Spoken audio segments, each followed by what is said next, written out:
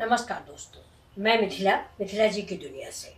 तो आज मातृनवमी है। मातृनवमी का मतलब आप सभी लोग समझते होंगे कि आज मतलब सासू माँ की विदाई, दादी सास की विदाई, मतलब महिलाएं जो मेरी पूर्वज हैं उनकी आज विदाई हो जाएगी।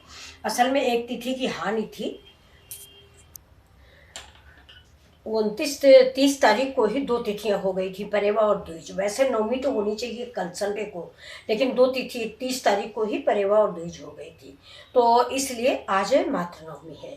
तो मैंने सवेरे उनको श्रद्धांजलि दे दी है, जौ तिल डाल के। उसका वीडियो मैंने बनाया है 1 मिनट का। मैं अकेली हूँ, कोई बनाने वाला नहीं तो मैं पूरा बना के आपको दिखाती कैसे इधर हमारे साइड यूपी साइड कैसे विदाई की जाती।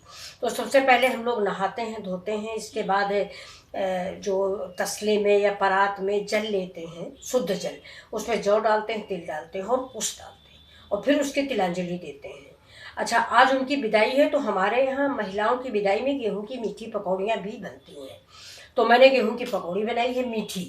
तो वो ऐसी होती हैं पकौड़ियाँ कि उनको आप, बच्चे घर के जो होते हैं वो उनको लूटते हैं। तो एक बार हम पीछे फेंकते हैं, एक बार हम आगे फेंकते हैं, एक बार इस साइड फेंकते हैं।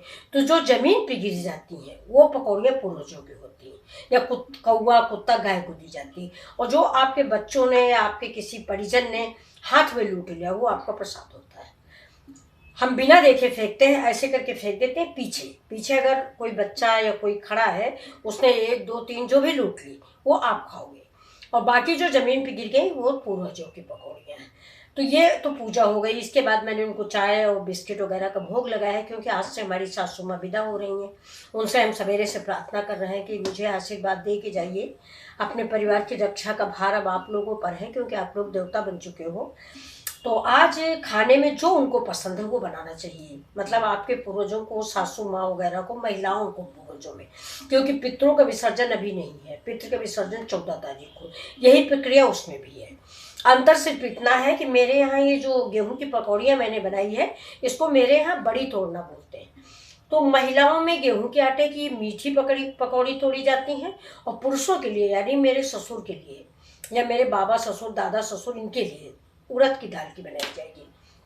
वैसे ही आगे पीछे फेंकेंगे, बच्चे लूटेंगे, और जो वो खाना पसंद करते तो वो हम खिलाएंगे। ज़्यादा नहीं, आप शहर में रह रहे हैं, ज़्यादा नहीं है तो एक ब्राह्मण को भोजन कराएं। आज अगर ब्राह्मणी मिल जाए तो ज़्यादा अच्छा है। और अपने श्रद्धा अनुसार दान करें, जो भी हो, पैसा हो थोड़ा बहुत 10 20 50 100 200 दे दें। और वस्त्र हो तो साड़ी, कपड़ा, कुर्ता, सलवार, अगर मतलब आज महिलाओं का दान है तो जैसी आपकी श्रद्धा हो, कोई ज़रूरी नहीं है कि हम इतना ही करें। 10 रुपये हम 10 रुपये रख देंगे, ठीक है, वो हमें आशीर्वाद दे के जाएगी, क्योंकि मेरा दिल देखते हैं। अब वो हमारी सोन तो देवताओं में मिल गई हैं। तो चलते हैं अब, चलते हैं सब्जी बनाने। तो चलिए देखिए।